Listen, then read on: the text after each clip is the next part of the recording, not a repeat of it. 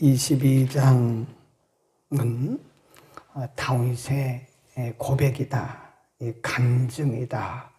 이것은 단순히 어디서 듣고 보고 혹은 배운 것이 아니다. 그 삶의 현장을 통해서 친히 경험한 그의 간증이다 그랬어요. 간증은 뭐라 그랬죠? 간증은 하나님을 의지하고 하나님을 따른 자들에게 주시는 하나님의 보상이다. 간증할 수 있다라고 하는 것은 하나님이 우리에게 보상해 준 증거다라고 하는 거죠. 근데 그 간증이라는 것은 평탄한 데서는 오지 않아요. 평탄한 데서는 간증거리가 없죠. 물론 우리가 믿음의 눈으로 보면 매일매일 하루하루 순간순간이 간증이지만 우리가 목격할 수 있는, 가시적으로 목격할 수 있는 간증은 어려움 속에서 오게 되는 것이다. 오늘 본문에도 다윗은 자신의 간증을 이렇게 합니다. 26절에 보면 자비한 자에게는 주의 자비하심을 나타내시고 완전한 자에게는 주의 완전하심을 보이시며 깨끗한 자에게는 주의 깨끗하심을 보이시며 사특한 자에게는 주의 거스리심을 보이신다. 이 같은 말씀이에요. 어제 말씀 25절에 보면 다윗이 고백하기를 여호와께서 내 의대로 그 목전에서 그대로 갚으셨다. 깨끗한 대로 내게 갚으셨다. 이 말씀이 보상하시는 하나님을 다윗이 발견한 겁니다. 깨끗한 자, 의로운 자, 자기를 얘기하는 거죠.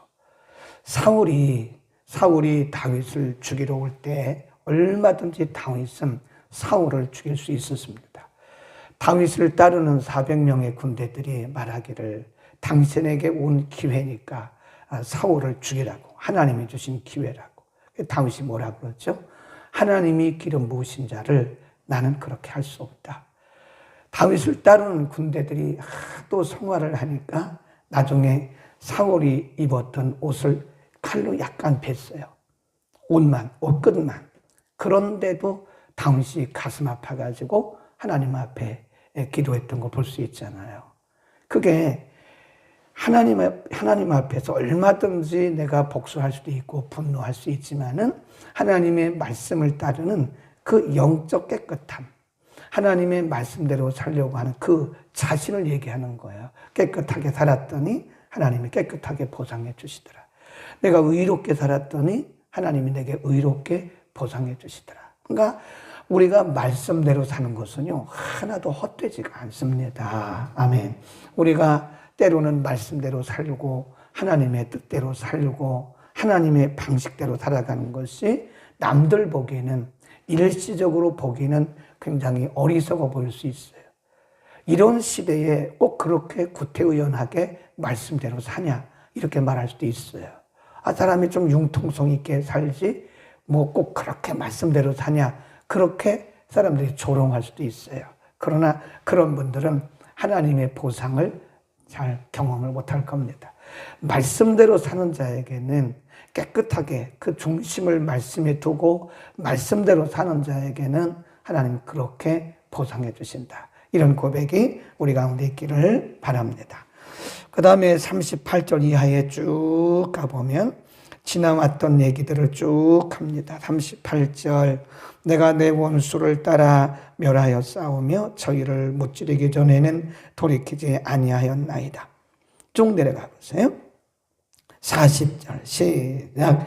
이는 주께서 나로 전쟁케 하려고 능력으로 내게 띠띠우사 일어나 나를 치는 자로 내게 굴복케 하셨다.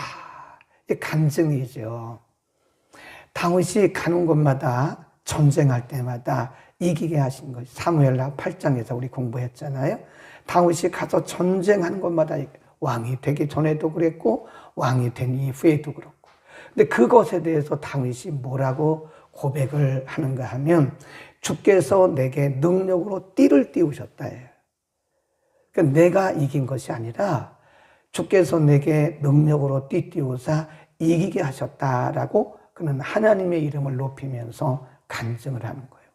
그 밑에 쭉 가보면 계속해서 전쟁에 대한 이야기를 하고 있어요. 41절, 주께서 또 내 원수들로 등을 내게로 향하게 하시고 나로 나를 미워하는 자를 끊어버리게 하셨음이니이다. 그리고 다시 위로 쭉 올라갑니다. 29절입니다. 시작. 여호와여, 주는 나의 등불이시니 여호와께서 나의 흑암을 밝히시리다. 그래. 하나님이 나의 등불이셨다. 매 순간마다 하나님이 내 삶을 비춰주셨다라고 그가 고백을 하고 있죠. 예. 다윗이 살아온 그 과정들을 보면 밝은 과정이 별로 없어요. 어렸을 때부터 다윗은 형들에게도 미움을 받았고 또 왕이 되기 전에도 사울에게 쫓겨다녔고 왕이 된 이후에도 참 고난이 많았어요. 인간적으로 보면 다윗의 삶은 어두운 터널 같은 그런 삶이었어요.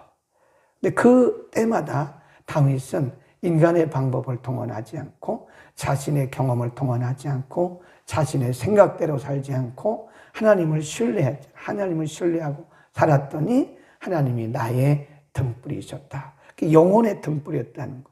하나님이 매 사마다 그의 길을 인도하셨고 비춰주셨다고 하는 그의 고백입니다. 어둠 속에서도.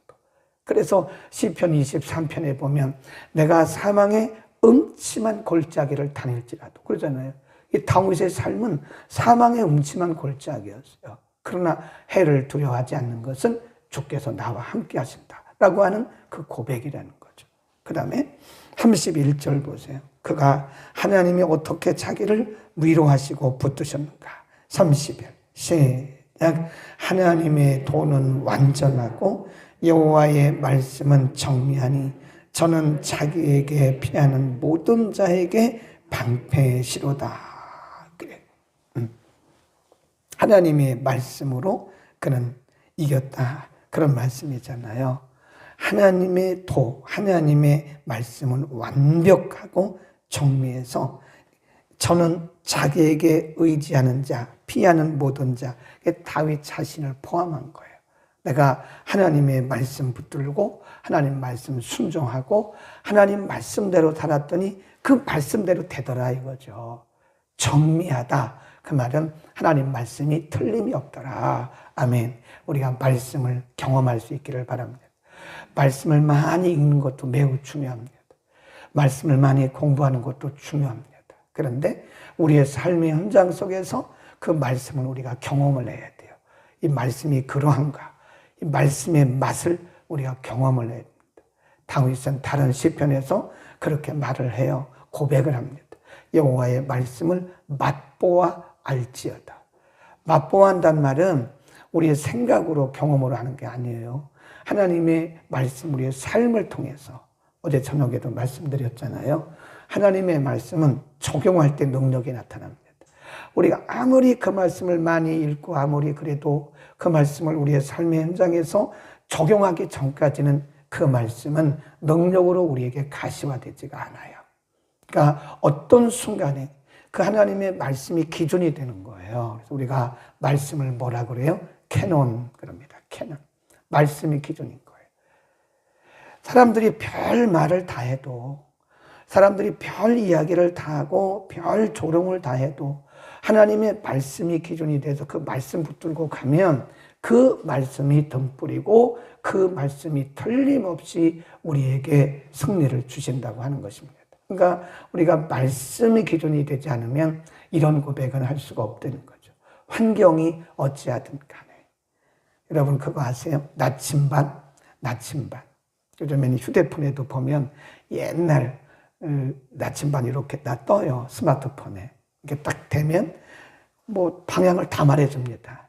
여기는 뭐 대한민국 북이 몇 도, 뭐 이런 것, 뭐 위도 몇 도, 경도 몇 도, 다 나와요. 정확하게 나옵니다.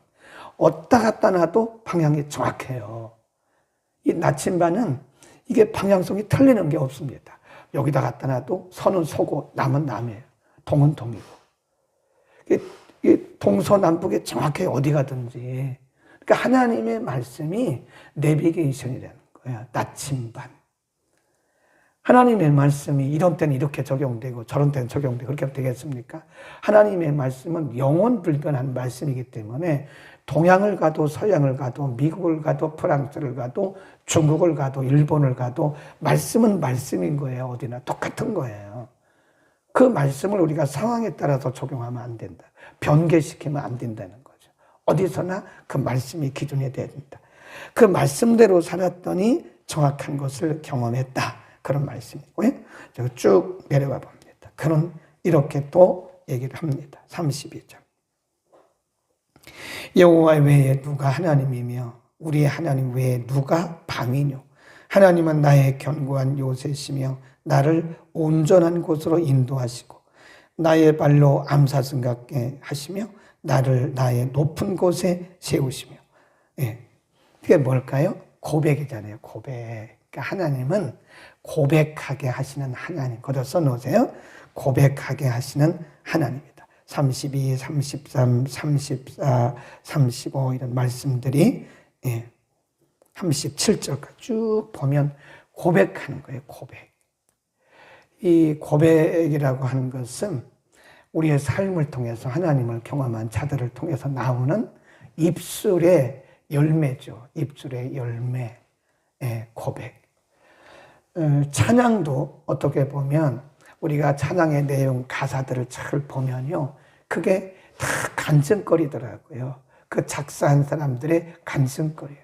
우리는 그분이 그런 찬송을 왜 작사했는지 잘 모르지만 역사를 추적해서 올라가 보면요, 그 찬송가도 그렇고 일반 CCM도 그렇고 작사한 사람의 그 간증거리가 다 있어요. 근데 그것이 우리의 간증으로 우리가 삼고 찬양하는 것인데, 어쨌든 여기서 말씀드리는 것은 고백이라고 하는 것은 하나님을 경험한 사람들의 입술을 통해서 나오는 입술의 열매다. 그런 것입니다. 아멘. 우리가 날마다 하나님을 이렇게 고백할 수 있기를 바랍니다. 그리고 나서 지금 다윗은 참 좋은 말씀이 너무 많아요. 어떤 구절도 뺄 수가 없는데 시간에 제한이 있어서 지금 넘어가고 있는데, 여기 보면 이렇게 쭉 고백하고 나서 다윗이 얼마나 담대한 자신의 미래를 말하는지 몰라요. 그러니까 과거에 하나님을 경험한 사람은 지금도 하나님을 경험하고요, 지금 하나님을 경험한 사람은 미래의 하나님을 미리 경험하는 거예요. 네. 과거에 하나님을 경험한 사람은 지금도 하나님을 경험하고, 지금 하나님을 경험하고 있는 사람은 미래에도 하나님을 경험할 것을 확신하고 있는 거예요. 거기 한번 보세요. 35절.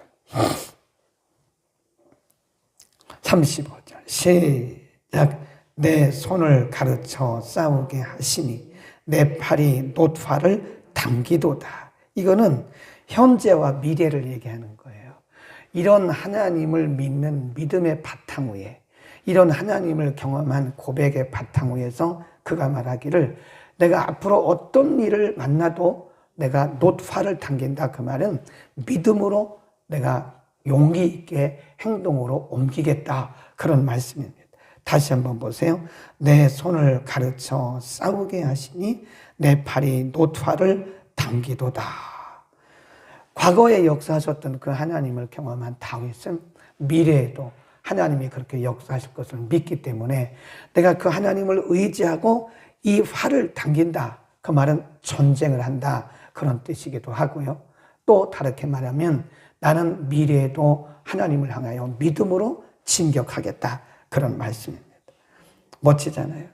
네. 다윗의 고백이 참 멋있죠. 그러니까 과거에 하나님을 경험한 사람은 지금도 하나님을 경험해요.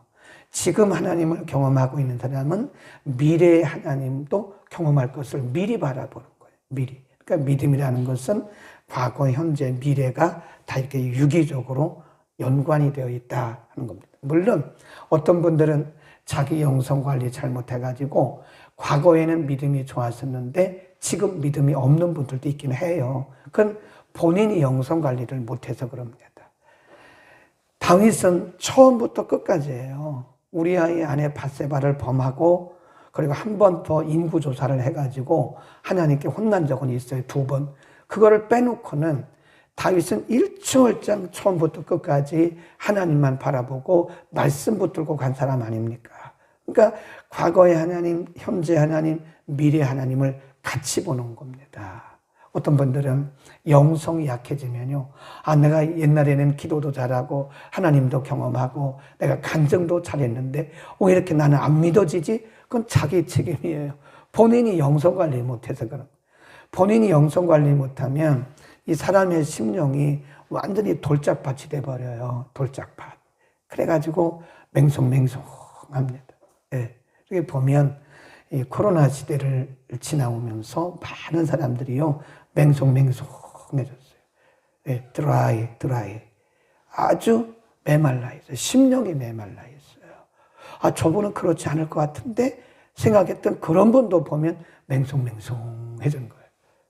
맹송맹송하세요? 맹송맹송. 아주 메말라 있어요. 심령도 메말라 있고 기도도 메말라 있고 예배도. 아니 본인이 알잖아요. 우리가 충만한 예배는 본인이 느낍니다. 본인이. 예. 그래요, 안 그래요?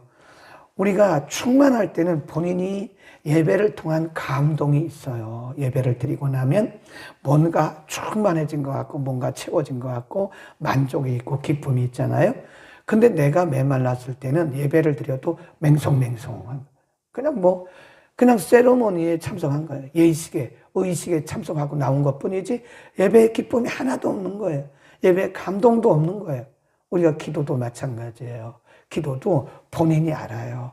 내가 충만해서 기도할 때는요, 뭔가 이게 느낌이 와요. 내가 메마른 상태에서 기도하면 기도가 펑펑 튑니다. 이렇게 펑펑 튀어요.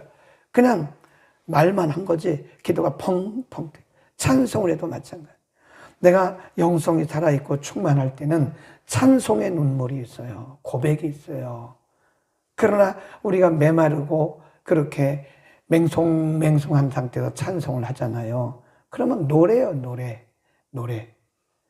우리는 우리의 이 감정, 우리의 영성을 한번 잘 돌봐야 됩니다. 과거의 하나님을, 과거에 경험한 하나님을 지금 내가 경험하고 있는 것.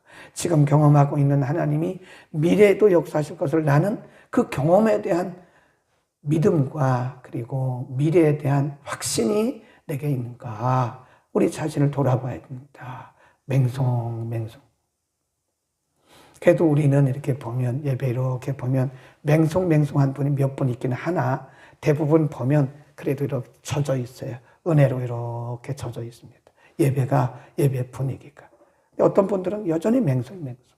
예, 재미가 없는 거. 예배도 재미가 없고 설교도 재미가 없고 빨리 끝내줘. 끝나고 가게, 밥이나 먹으러 가게. 이런 식으로 말이지. 예. 그 다음에 마지막으로 다윗이 크게 한마디 간증한 게 있습니다. 47절. 이게 미래의 하나님을 그가 미리 고백하고 있는 거예요. 47 시작. 여호와는 생존하시니 나의 바위를 찬송하며 내 구원의 바위이신 하나님을 높일지도다. 자기에게 하는 거예요. 자기에게. 지금 누구에게 하는 말이 아니고 자신에게 하는 얘기입니다. 여호와는 뭐 하시니? 생존하시니. 생존하시다. 그 말은 하나님은 살아계신다. 그 말이에요. 살아계신 하나님. 과거에 역사하셨던 그 살아계신 하나님이 지금도 살아계시고 미래에도 살아계시고 그거예요. 하나님은 여전히 생존하시니 그분이 나의 구원의 방이시다. 그분이 나의 의지시다. 그러고 한 말씀입니다. 네, 다윗은 과거, 현재, 미래를 지금 넘나들고 있는 거예요. 이걸 우리가 무슨 신앙이나 그러냐면 전천후 신앙이라고 합니다. 전천후 신앙. 네. 여러분 그거 아세요? 이 전차, 장갑차, 군인들이 싸우는 그런 수륙, 양륙 전차라. 수륙. 이렇게 바다에도 육지에도 막 다니는 그 수륙, 그 전차라고 그래요. 전차. 수륙, 양륙 전차. 그러니까 이게 전쟁을 하는데 땅에서만 전쟁하는 게 아니잖아요. 바다에도 전쟁하잖아요. 그러니까 이 전차라는 것은 바다도 막 가고요. 땅도 막 가요. 가끔 그런 거 보시잖아요. 바다에서 전차가 촥 나와가지고 땅으로 가는 거 보셨잖아요. 그게 수륙, 양육 전차라고 그러는 거예요. 그 전천후. 우리의 신앙이 전천후 신앙이에요. 아멘. 과거, 현재, 미래를 넘나들면서. 미래에 아직 오지 않았기 때문에 우리가 어떻게 알겠어요? 그러나 믿음으로 바라보는 거예요. 미래도 미리 바라보는 거예요. 과거와 현재의 경험, 과거와 현재의 역사하신 그 하나님을 믿음으로써 미래도 그렇게 하실 거라고 47절의 간증이 바로 미래에 대한 간증입니다. 하나님은 생존하시니, 하나님은 살아계시니, 그런 말씀. 기도하겠습니다. 걸어가신 우리 아버지,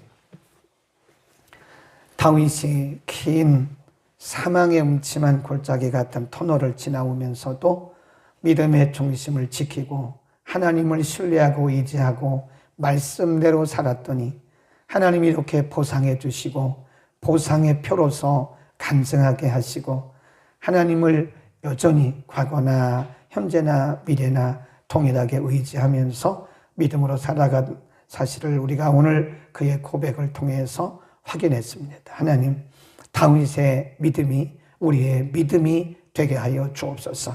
하나님, 다윗의 고백이 우리의 고백이 되게 하여 주옵소서.